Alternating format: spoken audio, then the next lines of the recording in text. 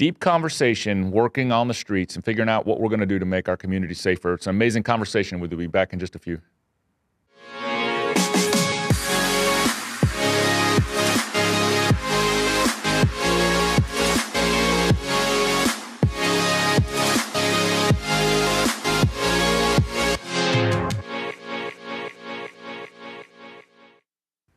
Well, good morning to all of our friends along the Gulf Coast and elsewhere as we travel. We are continuing our road trip. I am Kevin, back with the EquiStop Live podcast, here with my good friend Curtis.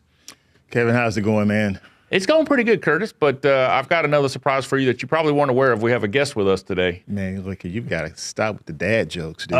Well, hey, being a dad is a lifetime occupation, but I'm here with our good friend Victor. We appreciate you taking a few minutes with us. If you wouldn't mind, just kind of introduce yourself. Tell them what you do here in the city of Houston. We are in the great city of Houston. And just share a little bit about yourself, if you don't mind, just for a few seconds. Sure. Thank you guys for having us. My name is Victor Gonzalez. I'm the division manager of the Mayor's Office of Gang Prevention and Intervention. I've been here in this office, it'll be 25 years in January. I've been doing this work for 37, 38 years. So the work I'm speaking of is obviously gang intervention and prevention work. I've kind of fell into it by accident. Come out of college, find a job, start realizing you're pretty good at working with young people. And then I had a past. My past was not always pretty. If it's not for sports, if it's not for the man upstairs that kind of watched out for me in many situations where, you know, if he's not watching over me, things could have went left real fast, real quick. So my story's a little rough, but I have come out of it. I have a great family. Great wife, great kids. So I'm here and happy to be here with you guys today. Kevin, you know why this story is so important about Victor? It's important because, you know, he's been doing this work for a very long time, prevention, intervention, working with youth. We, in our home, Mobile, we're dealing with some similar issues. But my hope today is to actually kind of hear more about what you're doing and what we can glean from you and take back to our community. Yeah, and like we were talking earlier, you know, we were bold enough, we'll give ourselves credit for one thing and then we'll uncredit ourselves for all the other mistakes, but we were bold enough to say, you know what, we don't know everything. Right. And we intentionally put ourselves in a season of learning. And the purpose really is we want to learn what it is that's working for you. And we also want to tell the story because we believe that there will be listeners, viewers, other people who will hear this message that you may never even know. And if that affects them and they can create sort of a positive legacy of changing something in their community or even on their street or just in their own household, you know, how does that change the cycle of the kids that come out of the house? So I kind of have some questions and really we just have conversations when we do the podcast. But, you know, I'm most interested in, you know, what are the things that you see working for you and sort of what drives you to do that? And if you could, with the time we have, you know, what process did you go through over the many years you've been here to sort of refine this technique? Because clearly it's working. You have a program that's been here for decades, and it's like, okay, this is positive. Let's give the credit. And you're the man driving the ship now. I know we have an amazing team, and we're going to get to talk maybe to at least one other person that kind of works on this team to do this. But what are the things that are working, and how do you drive that? I think when I first came in, the task was huge. I mean, I'm coming from the community nonprofit. And when you get a chance to come into the mayor's office, right, as my grandmother said, it don't lose your head when you get up there like other people, because immediately she wants to go into what the politicians get caught up in and end up not doing very well. She's promised me you won't forget where you come from. So coming from that aspect of the work, I like to be close to the community. When I got here, I didn't exactly understand if I was still going to be able to have that same touch. Because when I got here, you have to understand that city government, you used to have a tendency to look at things a little bit bigger, a little broader. I work from something called the comprehensive gang model. I learned that from the National Gang Center when they came in the 90s here, and we were awarded a grant. And that grant, we ran it for about 6 years. We stretched some of the money out. It was, in those days, you used to get five-year cycles. Oh, wow. And, you know, now you're down to 3. But we were able to stretch that money out. We did some work in an area where I grew up, just happened to fall in the area I grew up, which we were lucky. So I had a lot of connections, I had a lot of resources. I had to learn how to be very comprehensive. You assess your situation. From that, you develop your goals and your strategies, identify the proper partnerships. But the goal of that model is to reduce violence. And so here, purposefully in the city, with the 14 staff that I have them only in the high gang crime areas of the city. I can't be everywhere. We won't be everywhere. But in those high gang crime areas, I have my partnerships, juvenile probation, juvenile parole. We've got our schools. We've got our parks. In some situations, some of the projects or the apartment complexes that we're working with, we kind of mobilize there. My job is a lot of mobilizing and a lot of trying to get people to understand the gang member, the violence that comes with it, all the hardship, all the trauma.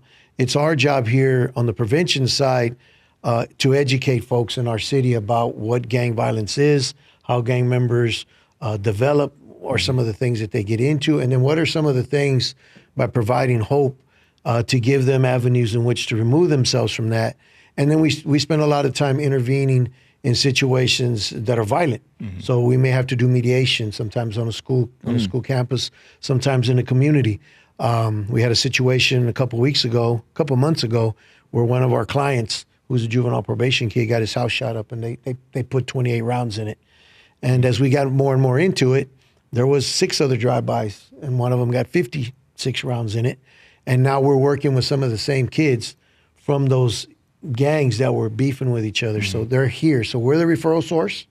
If you got a gang issue, a gang problem, you've got a young person that is involved, we're the resource. I've tried to set it up that way to be able to provide the prevention and intervention pieces here for the city. Victor, you know, people oftentimes, we talk about the public health approach to mitigating violence. What's your take on that?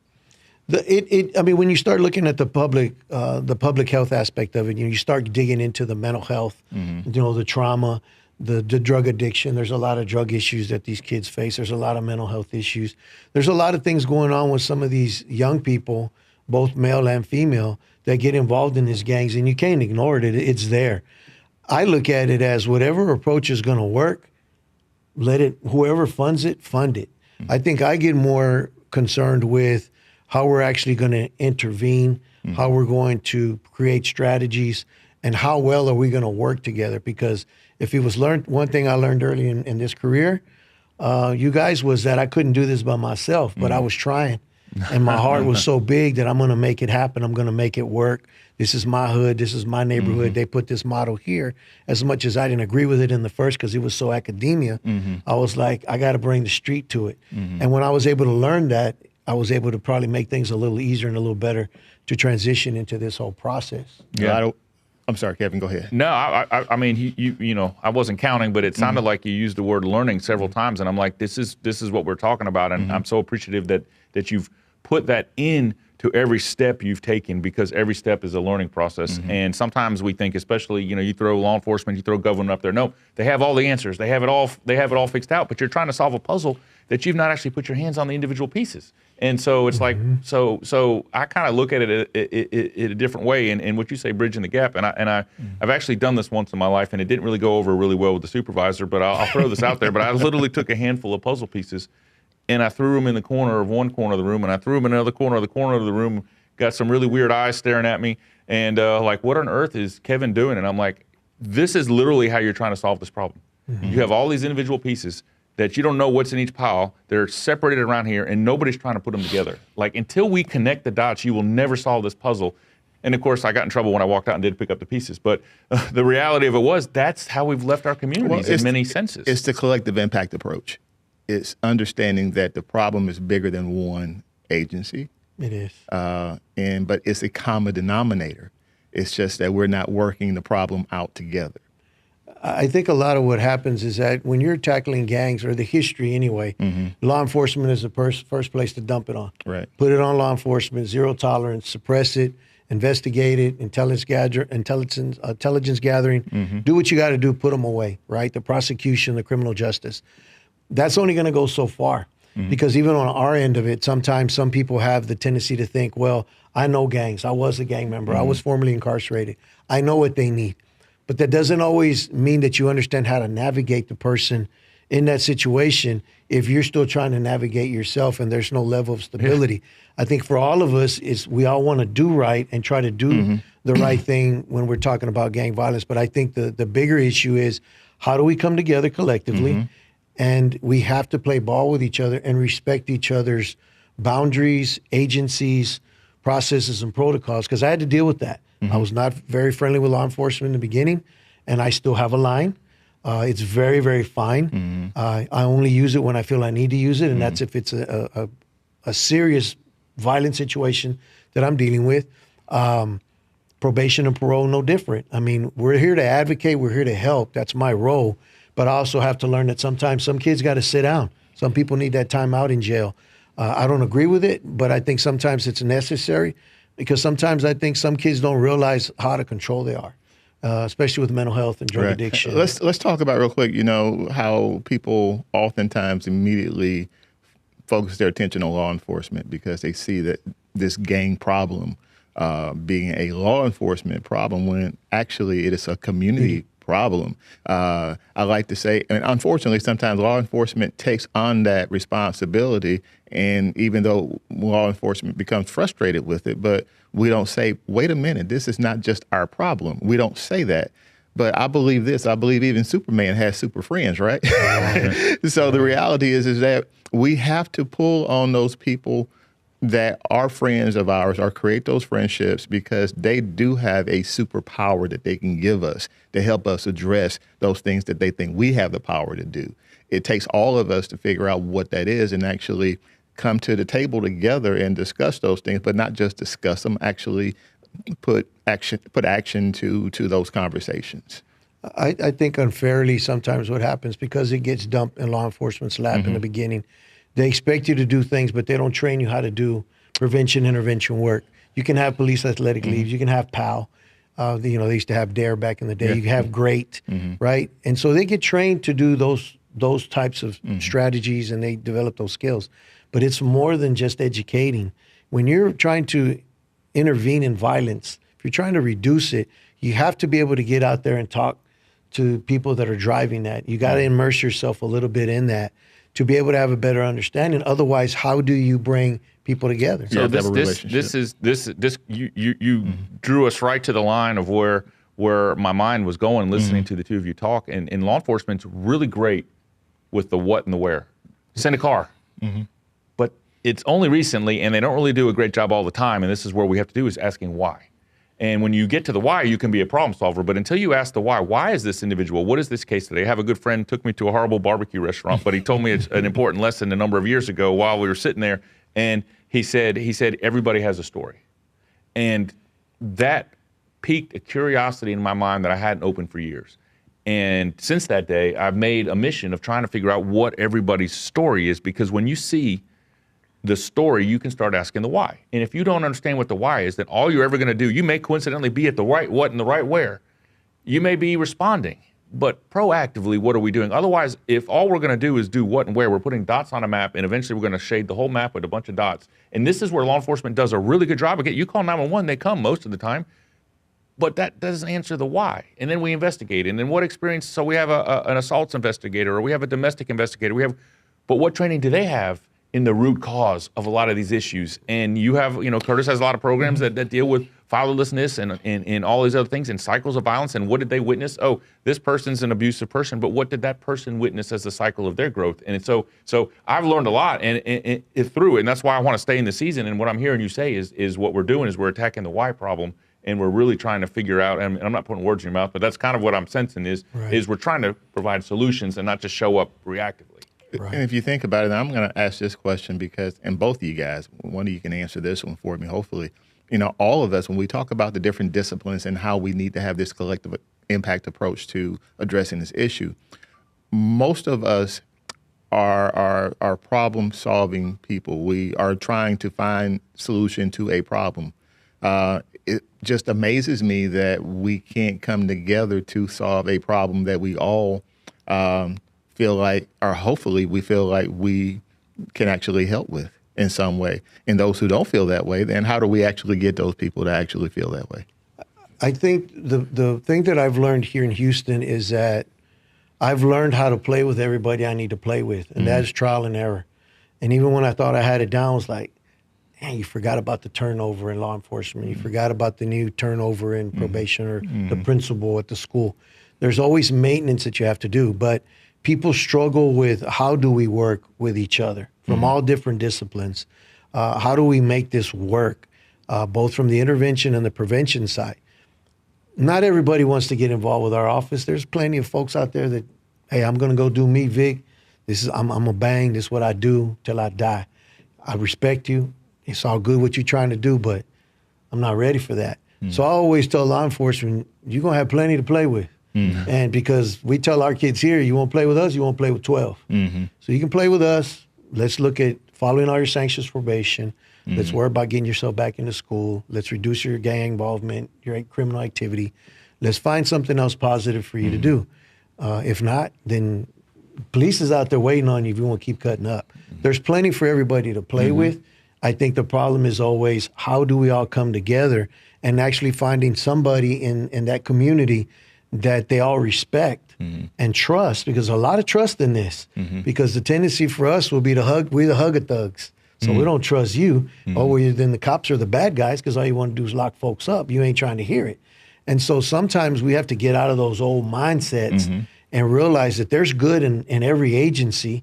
I know a lot of officers who love to help the kids, and they may not say that in front of their peers, but on behind the scenes, hey, Vic, man, I got a kid I want to refer you. So sometimes in its weirdest way, all these different disciplines and agencies have ways of still farming those kids to us, and then we give it our best shot, and those that get involved. But there's plenty for us to play with at the prevention, the intervention, and the suppression level. I think it's all figuring out how we're going to play together. Right. That, to me, has been the biggest challenge. And then once I started working it out, after that, it's maintenance. I think the ultimate call, and we're unfortunately having to wind it down. We're getting close to the end of our time here, but in response to that, and after listening to what you very eloquently said, I think the question is, what voice do we listen to? Are we listening to the voice of hope? Are we listening to the voice of we can do something? Are we listening to all of those voices that we know have called us to do this? Like, why do you keep coming back to work every day? Because there's 1,000 reasons and 1,000 voices that you can listen to that could have talked you out of coming in these doors any day in the week. I've seen this horrible situation. I worked with that person and it didn't work out the way I thought it would. What am I doing? Am I wasting my time? And we've all played those scenarios, and that really doesn't have anything to do with any specific line of work. It has to do with anybody that's passionate about their work, because I believe the devil's out there trying to convince us not to do God's work. And if we put ourselves in a situation where we're doing things, especially things that most people don't have the time or the patience to do, the dedication, it takes time. Like you said, the word maintenance, and maintenance isn't just something you do to fix something. That's repair. Maintenance is something that you do on a consistent and long-term basis. And I feel like, what voice? If I asked you one question, in my mind, and I know it's in your heart, but it's like, what voice are we listening to? And for me, it's hope. It has to be, because there is no other solution that makes sense. It has to be that. And if we don't do that, then how do we ever expect anything to change? Because it took us years to get here, by the way. There's no snap your fingers and boom, this fixes the problem. Like, there's decades and legacies that have to be changed in order to get the effect that we want to sort of get everything back on the right track. That's just me personally, and I don't know your thoughts on that as we kind of close out here. But I think somebody has to champion it, because it's certainly going to take a whole lot of faith and a whole lot of time for somebody to stay in it for a long time. I mean, for me, as I get older, sometimes I think this position turns into work. Are you getting older? Because I lost my hair when I got older, so I don't know. I still got hair for it, right? It's one of those things where I'm like, I was talking to one of my staff this morning. He's like, man, I'm getting older, and I'm starting to slow down. We were talking about his evaluation today, and you can't help but go back and look at where you're at in your life, in your career, and before we got started here, purpose was a big thing for a long time. I didn't think I had a purpose. It was play basketball. You're one of the 5 best players in the city. You're Hispanic. Be proud of it. Where you come from, there's nobody like you. Do it. I fell into this work and fell in love with the kids and everything that was going on. But there was a lot of things that I didn't have that I didn't know I needed. A lot of it was love, a lot of care, a lot of community, a lot of family, because I come from something that was very dysfunctional. And so we didn't think that when I was growing up. But, I've learned to identify with the kids for a lot of reasons. But I think at the end of the day, you have to have a true passion for this. You have to control it, because if you don't control it, it'll eat you alive and you won't last. But you've got to put yourself around folks that are like-minded, folks that really care, folks that have the same agenda, not their own agendas, because when people come together, they usually have one. And find that common ground. But somebody has to champion it, whether it's an agency, a person, a church, a pastor, a community activist. Somebody's got to champion it. And you got to push the kids because the kids will come for the ride if you can really connect with them. They'll do what they can to help their situation that they're faced with every day. That's violence. Well, and that's the mission and where we're at. I certainly think you're in the driver's seat of being a great champion. From what I know and what I've met and talked to you here just in a few minutes, you've got an amazing team. So your team is champions. And a team of champions. I can't thank you enough for the time. We want to continue this conversation. Thanks for sitting down with us just for a few minutes. And I know Curtis and myself are much appreciative, not only welcoming us into your town, into your office, but really a little bit into the life of what you're doing. And so to our viewers, thanks for tuning in. We're so excited that you are following us on this road trip. This isn't a travel to just get from one location to another. This is a travel to find solutions to the problems that we all face. And we appreciate you not only seeing something and saying something, but doing something. So from all of us here at the EchoStop Live podcast, thank you. And we'll see you next Friday at 8:30. Thanks for tuning in.